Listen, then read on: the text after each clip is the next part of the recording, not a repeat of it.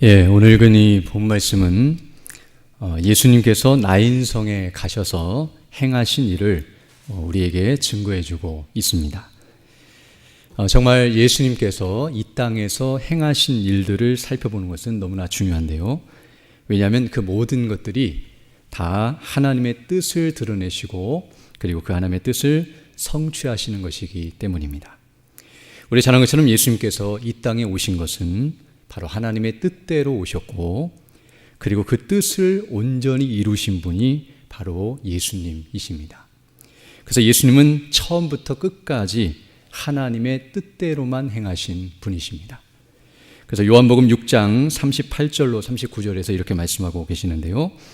내가 하늘에서 내려온 것은 내 뜻을 행하려 함이 아니요 나를 보내신 이의 뜻을 행하려 함이니라. 나를 보내신 이의 뜻은 내게 주신 자 중에 내가 하나도 잃어버리지 아니하고 마지막 날에 다시 살리는 이것이니라 라고 말씀해주고 있습니다. 즉 우리가 계속해서 말씀에 든 것처럼 하나님의 뜻은 악인들을 심판하시고 그리고 택하신 백성들을 구원하셔서 하나님 나라를 완성하시는 것, 그것이 바로 창세전에 예정하시고 작정하신 뜻이며 바로 하나님께서 창조를 통하여 그 뜻을 펼쳐나가고 계시고 그리고 섭리하시며 주관하시고 마지막 재림을 통하여 그 모든 것을 완성하시고 이제 영원토록 그 뜻이 이루어질 것을 우리에게 성경은 말씀해주고 있습니다. 즉 우리가 계속 주일에 담임 목사님을 통해서 듣는 말씀처럼 성부 하나님의 오른손에 있는 두루마리, 그게 바로 하나님의 통치백서인데요. 그 통치백서를 따라서 모든 일을 행하시는 분이 바로 우리 주 예수님이십니다. 그러면 오늘 본문의 내용도 바로 그 연장선상 속에서 우리가 살펴봐야 하는데요. 앞서 말씀한 것처럼 오늘 본문은 예수님께서 나인성이라고 하는 곳에 가셔서 행하신 일을 말씀하고 있는데요. 이것은 그냥 예수님 단독적으로 행하신 행사가 아니라 앞서 말씀한 것처럼 하나님의 뜻을 따라서 성령의 감동하심 가운데 예수님께서 그 뜻을 성취하시는 일 가운데 하나임을 우리에게 가르쳐주고 있습니다. 즉 우리를 구원하시는 성삼위 하나님의 행사가 바로 오늘 본문의 내용입니다. 물론 오늘 본문뿐만이 아니라 복음서 전체, 아니 성경 전체에서 하나님의 행사가 이와 같이 우리를 구원하시는 놀라운 은혜인데요. 바로 그것을 우리가 주목하면서 하나님께 영광을 돌리고 또 하나님이 주시는 은혜를 받는 그런 귀한 시간이 되기를 간절히 소망합니다. 그럼 이제 오늘 본문 11절부터 우리가 살펴보기를 원하는데요. 오늘 11절을 보게 되면 이렇게 말씀하고 계십니다. 그 후에 예수께서 나인이란 성으로 가실새에 제자와 많은 무리가 동행하더니라고 말씀해주고 있습니다. 여기 그 후에라는 이 말씀은 바로 예수님께서 그 앞에 있었던 사건 이후에 있었던 일이라는 것을 말해주는데요. 우리가 지난 시간에 살펴본 것처럼 앞에 있었던 사건은 가버나움이라고 하는 곳에서 백부장의 하인의 병을 고쳐주신 사건이 있었다는 것을 우리가 살펴본 바 있습니다. 바로 그 일이 있은 이후에 이제 오늘 본문을 보게 되면 예수님께서 나인성, 나인이라고 이름이 불려지고 있는 그 성으로 가셨다라고 말씀해주고 있습니다. 여기 나인이라는 이 말은 뜻은 즐거움이라는 뜻인데요. 즐거움의 성이라는 이름을 가진 그 성에 갔는데 바로 이 나인성은 어디에 있었냐면 우리가 잘 아는 갈릴리 바다의 남쪽에 위치하고 있습니다. 그리고 앞에서 말했던 것처럼 지금 예수님은 이곳에 오기 전에 가버나움에 계셨는데요. 가버나움은 갈릴리 북쪽에 있는 동네로서 바로 그 북쪽에 있는 가버나움부터 여기 남쪽에 있는 나인성까지 오려면 약 40km의 거리가 있는데요. 사람이 걸어서 10시간 정도 걸어야만 올 수 있는 그런 거리라고 말할 수 있습니다. 이런 거리를 지금 예수님께서 제자들과 함께 걸어서 여기까지 오셨고 이제 오늘 본문을 보게 되면 그 성으로 들어가고 계시는데 들어갈 때에 예수님과 제자들만이 아니라 오늘 본문을 보게 되면 그 성으로 들어갈 때 제자와 많은 무리가 동행했다라고 말씀해주고 있습니다.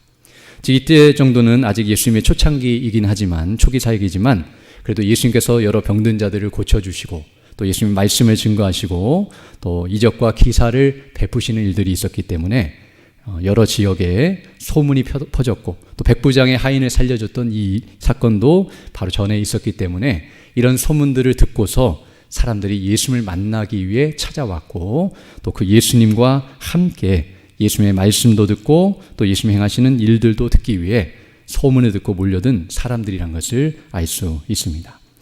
어찌됐든 큰 무리가 지금 예수님과 함께 지금 이 성으로 들어가고 있음을 우리에게 말해주고 있습니다. 그런데 오늘 본문 12절을 보게 되면 이와 같이 예수님을 중심으로 한 큰 행렬이 성을 향하여 나아가고 있는 반면 그 예수님의 반대편, 맞은편에서 곧 성 안에서부터 또 다른 무리가 나오고 있다는 사실을 오늘 본문은 말해주고 있습니다. 그것이 무엇이냐면 12절 보게 되면 성문에 가까이 이르실 때에 사람들이 한 죽은 자를 메고 나오니 이는 한 어머니의 독자요 그의 어머니는 과부라 그 성에 많은 사람도 그와 함께 나오더라라고 말씀해주고 있습니다. 즉 성 밖으로 나오고 있는 한 무리는 바로 장례 행렬이었는데요.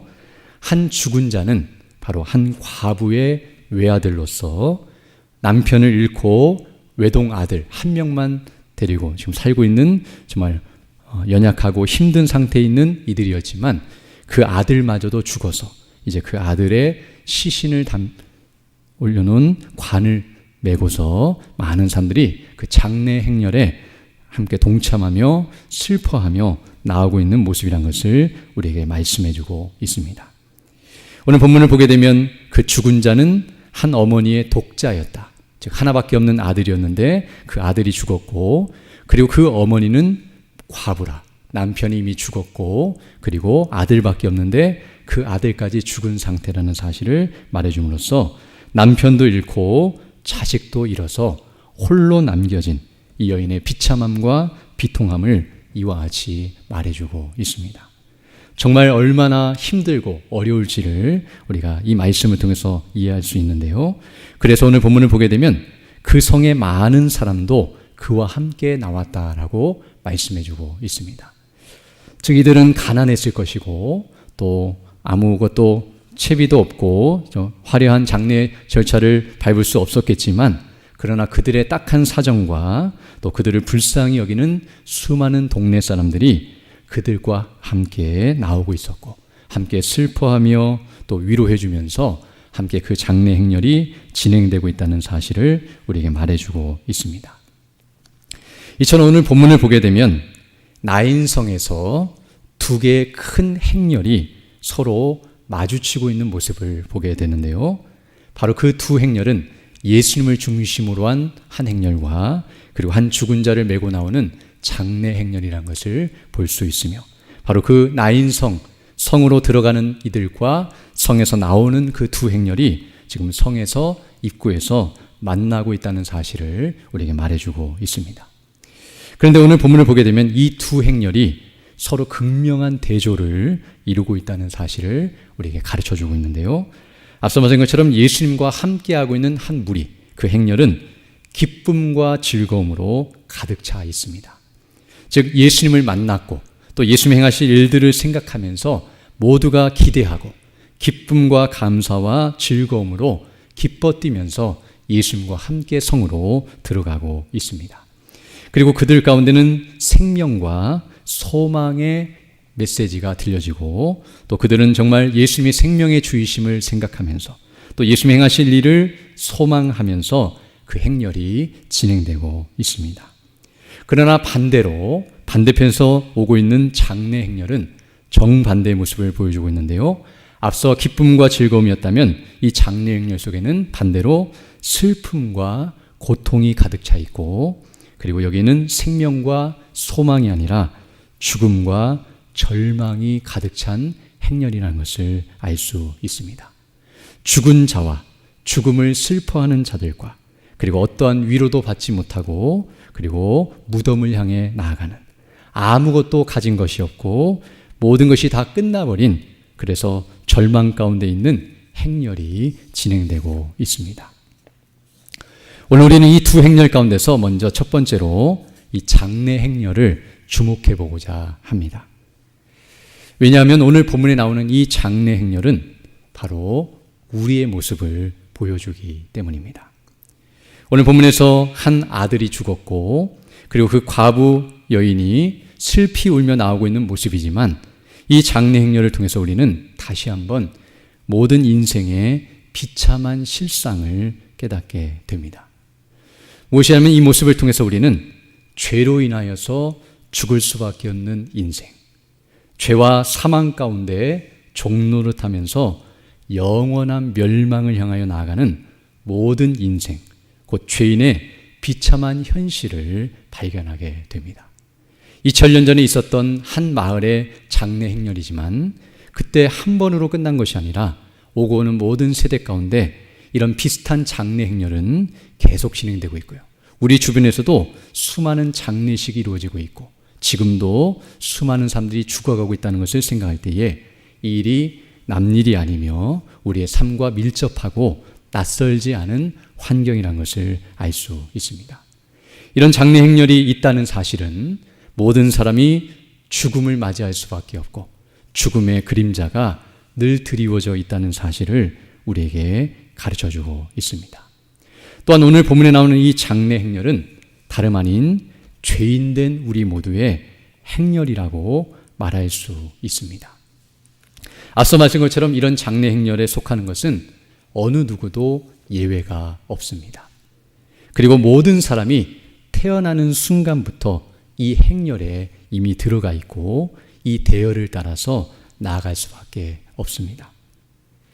비록 우리는 지금 여기 본문에 나오는 이 죽은 자가 아니어서 우리는 당사자가 아니고 어떤 면에서는 옆에서 슬퍼하는 가족이나 이웃이라고 말하며 아직 나는 죽지 않았고 아직 이런 장례식을 치러본 적도 없고 아직 나는 다른 사람이 죽은 것을 보면서 슬퍼하는 입장에 있지 내가 죽은 자가 아니라고 말하고 싶겠지만 우리는 이 말씀을 보면서 언젠가는 우리도 죽은 자가 될 수 있다는 사실을 인정해야 하고 우리가 지금은 조객의 입장에 있을 수 있지만 언젠가는 우리가 고인이 될 수 있다는 사실을 항상 기억해야 합니다.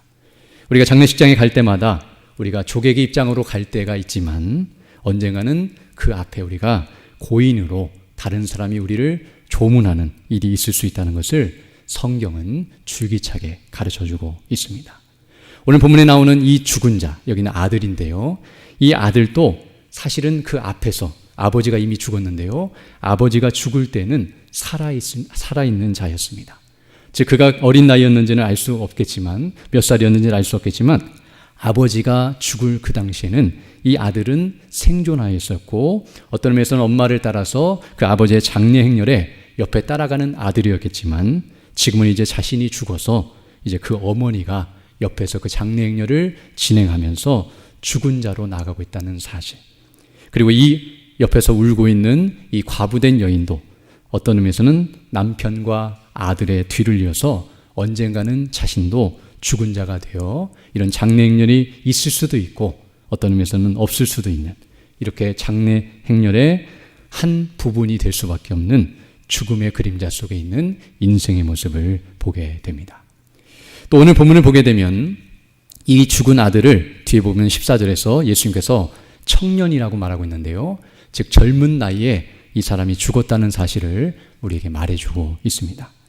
이 말을 통해서 우리는 무엇을 알게 되냐면 즉 장례 행렬을 통해서 모든 사람이 죽는다는 사실, 한 번 죽는 것은 사람에게 정하신 사실이라는 사실을 우리가 깨닫게 되지만 또 하나 죽는 것에는 나이가 상관이 없다는 사실, 나이가 많든지 적든지 그리고 악한 자든지 선한 자든지 상관없이 죽음이 찾아오며 그 죽음을 어느 누구도 피할 수 없다는 사실을 우리에게 가르쳐주고 있습니다.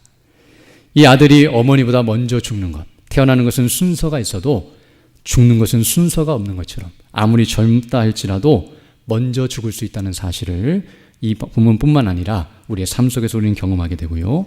오늘 본문을 보게 되면 이 어머니가 이제 이 장례 행렬을 진행해 나갈 때에 많은 사람들이 함께 따랐다는 것은 이 어머니가 어떤 의미에서 다른 사람들에게 좋게 보이고 또 선한 사람이었다는 것을 알게 되는데요. 만약 이 여인이 악한 사람이었다고 한다면 멸시하고 잘됐다고 생각하면서 이 장례 행렬에 함께하지 않았겠지만 그러나 과부이고 가난하고 아무것도 가진 것이 없지만 많은 성사람들이 함께 슬퍼할 정도로 이 여인이 좋은 여인이었음에도 불구하고 그래도 이런 죽음이 찾아오고 이런 슬픔과 절망의 소식이 찾아온다는 것은 이 땅에서 우리가 어떠한 조건을 가지고 있든지 상관없이 죽음 앞에 있다는 사실을 가르쳐 줍니다. 즉 어떠한 것도 죽음을 이길 수 없고 그리고 어떠한 것도 위로가 되지 못한다는 사실을 오늘 본문은 가르쳐주고 있습니다. 뒤에 가서 말씀드리겠지만 오늘 성사람들이 이 장례 행렬을 따라서 함께 울고 그리고 울어주며 그리고 옆에 있는 이 여인을 위로해주고 있다 할지라도 그 모든 위로가 이 여인에게는 아무런 소용이 없다는 사실. 그렇게 위로해줘도 아들이 살아날 수 없고 죽은 남편이 살아 돌아올 수도 없고 그리고 이 여인이 그 다음에 일어날 일들이 더 잘 된다는 보장이 없기 때문에 어떤 위로도 의미 없는 위로라는 것을 우리는 알 수 있습니다. 그리고 오늘 본문에 나오는 이 불쌍한 여인의 모습을 보게 되면 바로 이 모습이 우리의 모습이란 것을 우리는 다시 한번 생각하게 되는데요.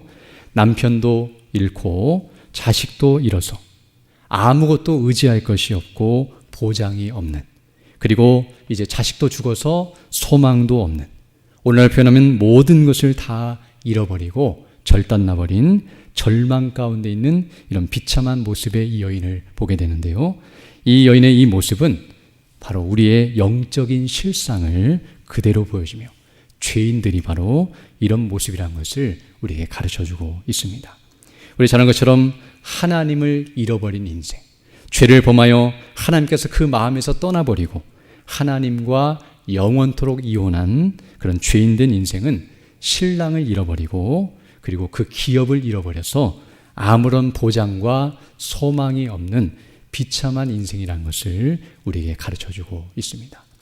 즉 오늘 본문에 나타난 이 가련한 여인 그리고 이 불쌍한 장례 행렬은 영적으로 볼 때에도 다름 아닌 우리의 모습을 그대로 여과 없이 보여주며 영적인 우리의 실상을 보여준다고 말씀드릴 수 있습니다. 아니 우리가 태어나서 죽을 때까지 우리 인생의 모든 행로는 어떤 의미에서는 영적으로 장례 행렬과 같다고 말씀드릴 수 있습니다. 즉 우리가 지금 이렇게 나는 죽지 않았고 내 주변에 죽지 않다라고 죽은 사람이 별로 없다라고 생각하면서 살아가고 있지만 언젠가는 죽는 사람들을 더 많이 보게 될 것이고 마지막에는 우리도 그 죽음의 현장에 있을 수밖에 없다는 사실. 남이 죽는 것을 보면서 이 땅에서는 슬퍼하며 살아가는 것이 인생이고 결국 자기도 죽음을 맞이하게 된다는 것이 바로 성경이 우리에게 가르쳐주는 진리라는 것을 다시 한번 깨닫게 됩니다. 우리가 아무리 죽지 않으려 한다 할지라도 버텨도 소용이 없는 것이 우리의 모습이며 사실은 이 땅에서 살아있어도 슬프고 죽어도 슬픈 그래서 슬픔 가운데 살다가 영원한 슬픔인 지옥의 고통 가운데 처하는 인생이 바로 죄인된 우리의 모습이라는 것을 성경은 가르쳐주고 있습니다. 그래서 시편 90편 10절을 보게 되면 시편 기자인 모세는 이렇게 말씀하고 있는데요.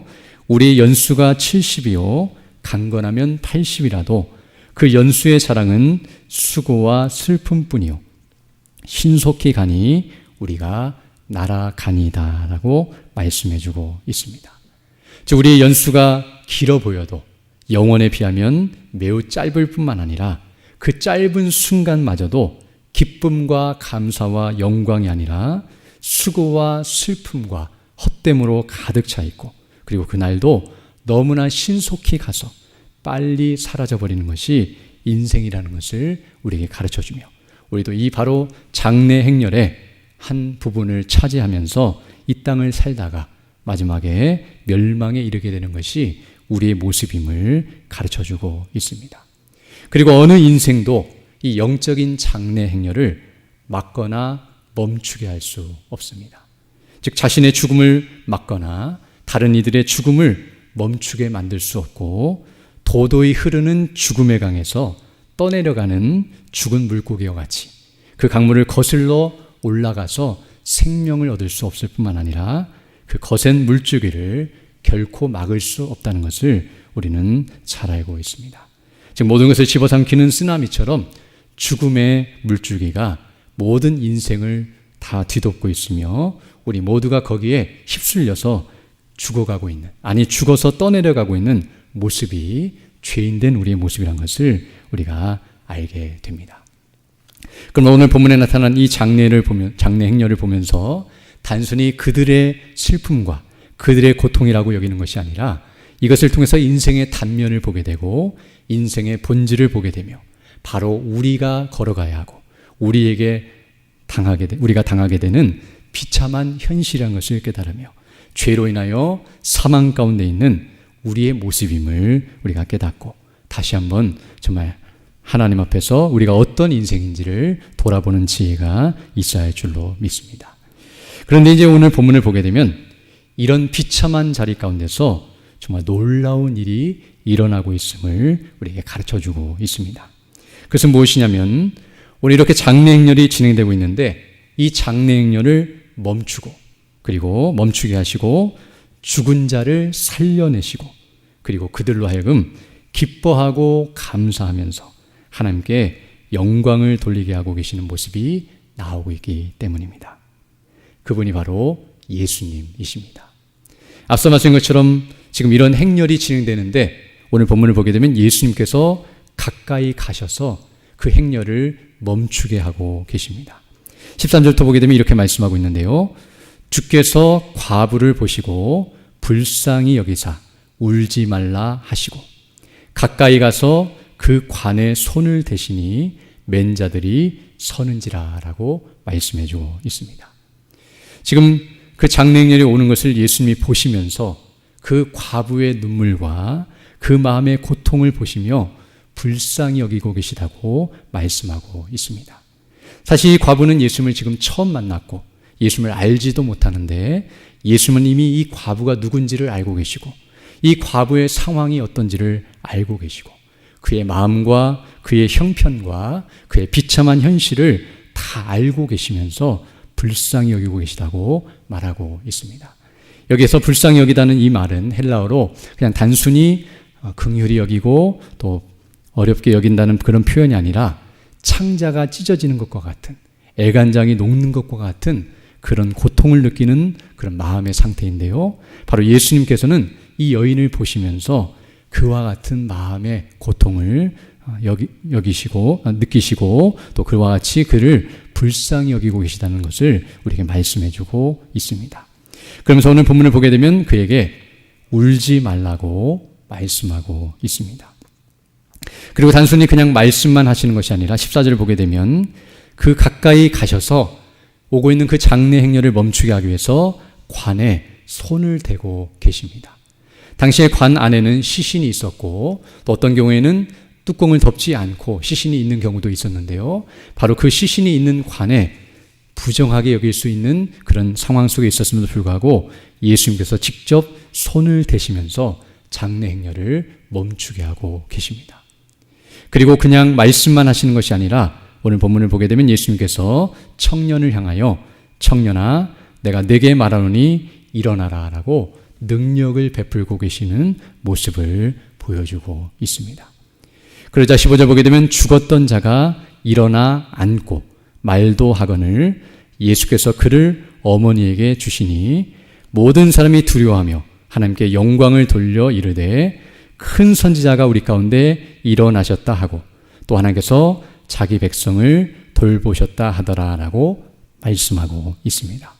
즉 예수님께서 이 청년을 살려주실 뿐만 아니라 오늘 본문 보게 되면 일어나서 앉아서 대화할 정도로 살아있다는 사실과 그리고 그냥 살기만 한 것이 아니라 말도 하고 생명력 있게 움직이는 그 모든 것들을 그들에게 보여주신 후에 그리고 어머니에게 그를 이끌어 보내시기까지 하시는 예수님의 모습을 보여주고 있고요. 이 모습을 통해서 사람들이 하나님 앞에서 정말 영광을 돌리며 하나님이 베푸신 은혜와 영광을 찬미하고 있는 모습을 우리에게 말씀해주고 있습니다. 그리고 17절 보게 되면 예수께 대한 이 소문이 온 유대와 사방에 두루 퍼졌다라고 말씀함으로써 앞에서 있었던 수많은 사건들보다 더 엄청나게 이 소식이 퍼져나가고 또 많은 사람들이 놀라고 이로 인해서 정말 예수님을 보기 위해 몰려들고 또 하나님께 영광을 돌리는 일이 있었다는 사실을 우리에게 말해주고 있습니다. 정말 오늘 이 본문의 내용은 놀랍고도 영광스러운 일이 아닐 수 없는데요. 앞서 말씀드린 것처럼 이 장래 행렬은 죽음의 행렬이었는데 바로 예수님께서는 이 죽음의 행렬을 생명의 행렬로 완전히 바꾸고 계십니다. 즉 죽음에서, 사망에서 생명으로, 슬픔에서 기쁨으로, 그리고 절망 가운데 있는 자들에게 소망을 주시고 비참에서 영광으로 모든 것을 바꾸고 계십니다. 앞에서 말씀드렸던 것처럼 이 죽음 행렬 속에 포함됐던 모든 사람들, 죽은 자를 포함하여 그 아들의 죽음을 인하여 슬퍼하는 이 여인과 또 함께 이 행렬에 따라가고 있는 모든 성사람들 마음속에 고통과 두려움과 슬픔과 아픔이 있었지만 그 모든 것들이 다 놀랍게 변화되고 있는 모습이 나타나고 있습니다. 그리고 앞서 생명의 행렬 속에 있었던 자들에게도 생명과 기쁨과 소망과 영광이 더 배가 되고 있다는 것을 알게 되는데요. 이미 예수님과 함께 있으면서 그것을 누리고 있을 뿐만 아니라 예수님이 행하신 일을 보면서 더 기뻐하고 더 감사하며 영광을 돌리게 되었다는 사실을 가르쳐주고 있습니다. 그래서 앞서 말씀드린 것처럼 지금 생명의 행렬과 죽음의 행렬이 서로 반대편에서 마주치고 있었지만 지금 예수님께서 행하신 이 일로 말미암아 이제 죽음의 행렬은 생명의 행렬과 하나가 되어서 사라져버리고 생명의 행렬이 다시 일어나 성을 향하여 들어가게 되었다는 사실을 말해주고 있습니다. 이제 더 이상 무덤으로 향하여 갈 필요가 없고 죽은 자가 일어났기 때문에 그들은 이전에 예수님과 함께 오던 무리와 하나가 되어서 이 소식을 알리기 위해 퍼져나갈 뿐만 아니라 성으로 들어가서 수많은 사람들에게 이 놀라운 소식을 증거하며 생명의 기쁨이 넘치는 행렬이 되었다는 것을 우리에게 말해주고 있고요. 바로 그것이 사망이 생명에게 삼킴받은 모습임을 알 수 있습니다. 즉 예수님이 행하신 일로 말미암아 죽음의 행렬, 그리고 절망의 행렬, 그리고 이와 같은 장래 행렬이 놀라운 은혜의 행렬로 바뀌고 있는 모습을 우리에게 보여주고 있습니다. 그리고 이것이 바로 예수님의 능력이며 예수님의 은혜입니다. 오늘 우리는 이 말씀을 잘 주목해야 하는데요. 오늘 본문에 나타나고 있는 이 사건, 바로 오늘 본문에 일어나고 있는 이 일은 바로 예수님께서 당신 자신이 누구신지 그리고 무슨 일을 행하러 오셨는지를 보여주시기 위해서 행하신 일이라는 것을 우리는 알아야 합니다. 즉 예수님께서 오늘 본문에서 이 장래 행렬을 멈추고 그 죽은 아들을 살려주신 이 일은 당신 자신을 통해서 이루시고자 하시는 하나님의 거룩하신 뜻, 바로 우리를 구원하시는 일을 증거하고 광포하시기 위하여 이 일을 행하시고 있다는 것을 우리는 알아야 합니다. 즉 오늘 본문에서 예수님께서 이 죽은 자를 살려주신 것은 단순히 육신적으로 죽은 자를 살려주시는 모습이 아니라 궁극적으로는 영적으로 죽은 자를 살려주고 계시는 모습이라는 것을 우리는 알아야 합니다. 즉 예수님께서 이 일을 통해서 어떤 의미에서는 당신 자신이 앞으로 행하실 일이 무엇인지, 왜 이 땅에 오셨고 하나님께서 무슨 일을 행하라고 보내셨는지를 예표적으로 또 모형적으로 그림자로서 보여주는 성격이 바로 오늘 본문의 사건이라고 말씀드릴 수 있습니다. 예수님께서 공생의 기간 동안 수많은 일들을 하셨지만 바로 그 모든 일들은 당신 자신의 영광을 드러내시고 하나님의 뜻을 광포하시고 그 뜻을 이루어가는 과정이었다는 것을 우리 앞서 서두에 말씀드렸는데요. 바로 그런 연장선상 속에서 오늘 본문의 이 사건이 이루어지고 있다는 것을 우리는 알아야 합니다. 만약 그렇지 않다고 한다면 오늘 본문의 사건은 아무 의미 없는 헛된 일일 수밖에 없는데요.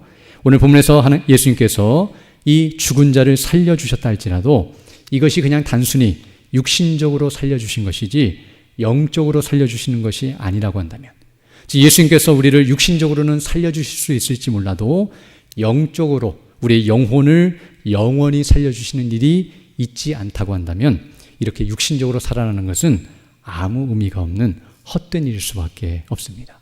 왜냐하면 이 사람에게는 어떤 의미에서 이렇게 잠시 살아난 것은 시간 연장일 뿐, 다시 죽어서 지옥에 갈 것이라고 한다면, 그 영혼이 살아날 것이 아니고 우리가 영적으로 사는 일이 전혀 없다고 한다면, 이 땅에서 죽었다가 잠시 살아났다가 다시 죽는 것은 아무 의미가 없는 쓸데없는 일이 될 수가 있으며, 또 영적으로 살려주실 것이기 때문에 그것을 내다보시면서 그것을 근거로 삼아서 오늘 본문에 나타난 이 사건이 일어날 수 있다는 것을 우리가 알 수 있습니다.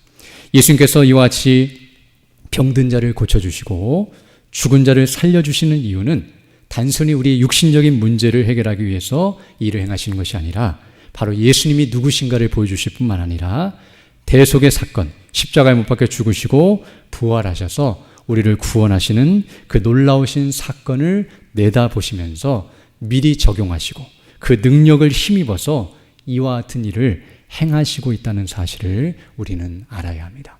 바로 그런 연장선상 속에서 오늘 본문의 사건이 이루어지고 있으며, 이런 일을 통해서 그 일을 우리가 내다보고 그 일을 바라보도록 이끄시고 있다는 사실을 우리가 알 수 있습니다.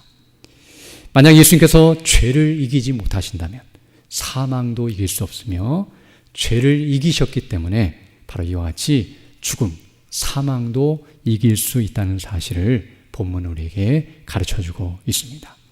그리고 예수님께서는 바로 이 본문의 사건을 통하여 당신 자신이 누구신가를 드러내시다고 말씀드렸는데요, 죽은 자를 명령으로 살려낼 수 있는 하나님의 아들, 곧 하나님과 본체로 동등되신 하나님이시라는 사실을 증거하실 뿐만 아니라 이와 같이 죽은 자를 살리러 오셨고 우리의 영적으로 죽어있는 우리의 영혼을 살리러 오신 메시아, 그리스도, 바로 성경이 말하는 그 선지자라는 사실을 증거하시기 위하여 이 사건을 일으키고 있다는 사실을 우리가 알 수 있습니다.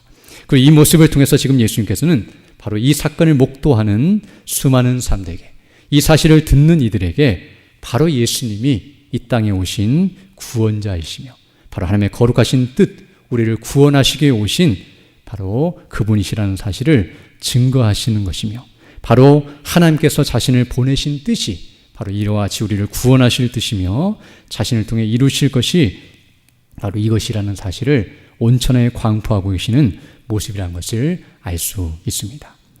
그러나 사람들은, 바로 오늘 본문에 나타난 이 일을 목도했던 사람들은 이 표적을 보면서, 즉 이 장례행렬을 멈추게 하시고 죽은 아들을 살려주시는 이런 예수님의 이적과 기사를 보면서 사실은 예수님이 누구시며 그분이 무슨 일을 행하러 이 땅에 오셨는지를 온전히 알고 믿는 대로 나아가서 구원을 받는 대로 나아가는 것이 합당한 모습이라는 것을 알 수 있습니다.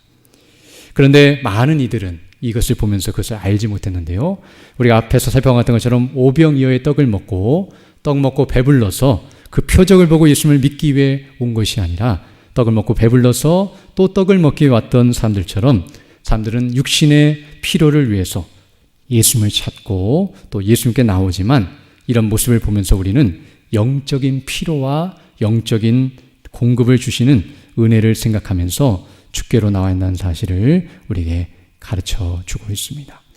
정말 우리 모두는 앞서 말씀드린 것처럼 죽음의 행렬 가운데 이미 속하여 있고 이미 우리는 죽은 자가 되어서 정말 그 멸망을 향하여 나아가는 자들이란 것을 성경은 가르쳐 주고 있습니다. 우리에게는 어떠한 위로도 어떠한 소망도 없고 영원한 멸망, 즉 영혼의 무덤을 향하여 나아가는 인생들이란 것을 성경은 가르쳐주고 있습니다. 그러나 오늘 본문을 통해서 말씀해 주시는 것처럼 그런 우리에게 예수님께서 찾아오셔서 우리의 장래 행렬을 멈추게 하셨고 우리를 살려주신 분이시라는 사실을 오늘 본문은 가르쳐주고 있습니다.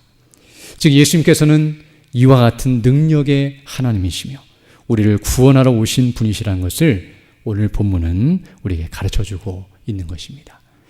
그리고 더 나아가서 오늘 본문을 보게 되면 예수님께서는 바로 이 과부를 불쌍히 여기고 울지 말라고 13절에서 말씀하고 계시는데요, 이 모습을 통해 우리에게 무엇을 가르쳐 주시냐면 바로 예수님께서는 우리의 비참한 현실을 다 보고 계시고 다 알고 계시며 긍휼히 여기고 계시고 여겨주시고 위로해 주시는 분이시라는 사실을 우리에게 가르쳐주고 있습니다.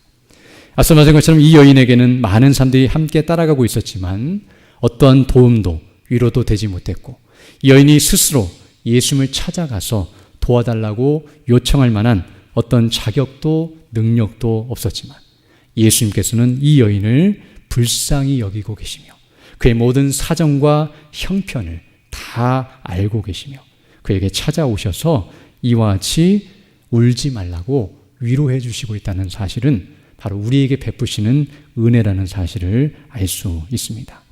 또 오늘 본문을 보게 되면 직접 그 관에 손을 대시면서 이 죽은 아들을 살리기 위해서 일을 행하시고 계시는 이 모습은 어떤 의미에서는 죄로 더러워져 부정한 우리에게 가까이 오셔서 우리와 함께 하시는 우리 주님의 모습을 보여주고 있으며, 또 우리에게 능력을 베푸셔서 청년아 내게 말하노니 일어나라고 명령하실 때에 그 능력이 그 죽은 자에게 발휘되고 또 나타나서 그가 온전히 회복되고 살아나는 것처럼 예수님께서 우리에게 그 능력의 말씀을 주시고 그 말씀으로 우리를 거듭나게 하시고 변화시키셔서 이와 같이 살려주신다는 사실을 깨닫게 됩니다.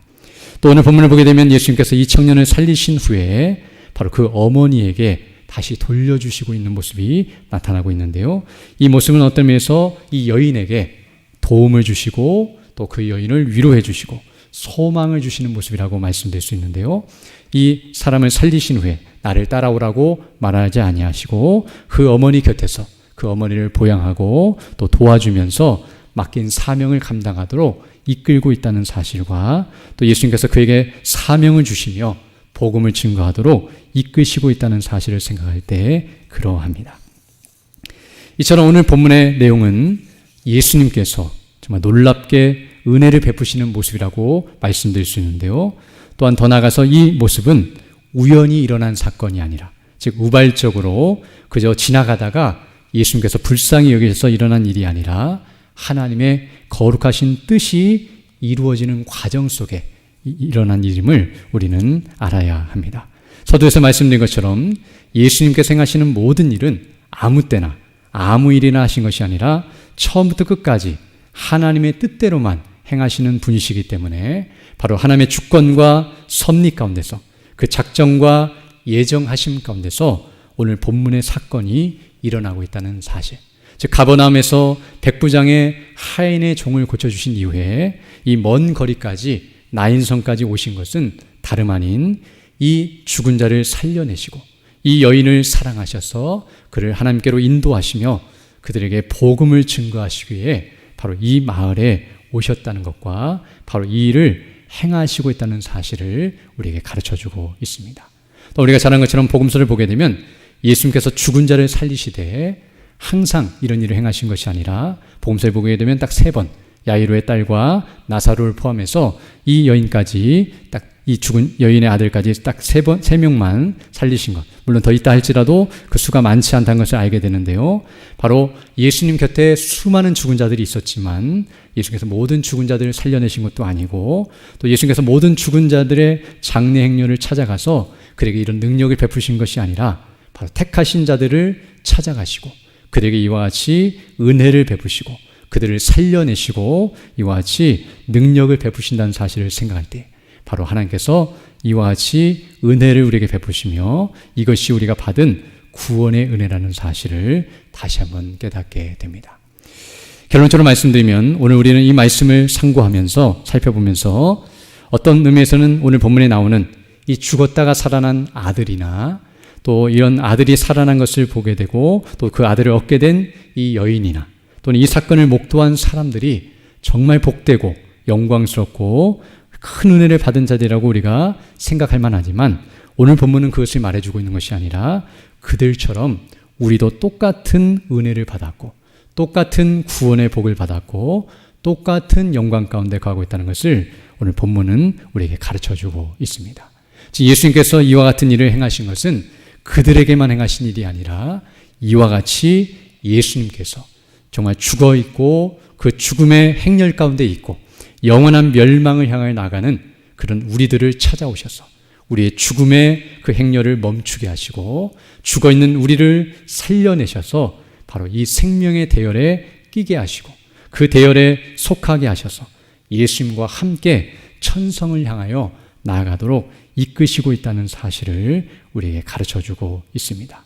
그럼 우리는 이 말씀을 다시 한번 살펴보면서 우리도 이제 그 예수님을 따라서 예수님이 행하시는 일과 같이 예수님은 처음부터 끝까지 하나님의 뜻을 이루시고 그 복음의 영광을 광포하시고 그 능력과 그 은혜를 베푸시며 나아가고 계신다는 것을 우리가 알게 되는데요. 이처럼 우리도 예수님을 따라서 그 복음을 증거하고 많은 사람들이 이 예수님을 만나도록 그 예수님의 은혜 가운데서 회복되고 살아나고 또 온전케 되도록 우리가 복음을 증거하는 사명을 감당해야 할 것이며 또 오늘 어떤 의미에서 예수님을 따라가는 이 생명의 행렬은 오늘날 표현하면 교회 또 성도들의 모습이라고 할 수 있는데요. 바로 그 예수님으로 말미암아 살아나서 그 예수님과 함께 따라가는 우리 모두는 그 복음의 영광으로 충만하여서 많은 사망 가운데 신음하며 죽음을 향하여 나아가고 있는 그 불신자들을 향하여서 그 주님을 증거하고 복음을 증거함으로 그들을 그리스도께로 인도하는 자들이 되어야 할 줄로 믿습니다. 오늘도 이런 은혜를 달라고 간구하시며 또 그런 믿음으로 살아가는 복된 삶이 되기를 간절히 소망합니다. 함께 기도드리겠습니다. 걸어가시고 자비로우신 아버지 하나님 감사를 드립니다.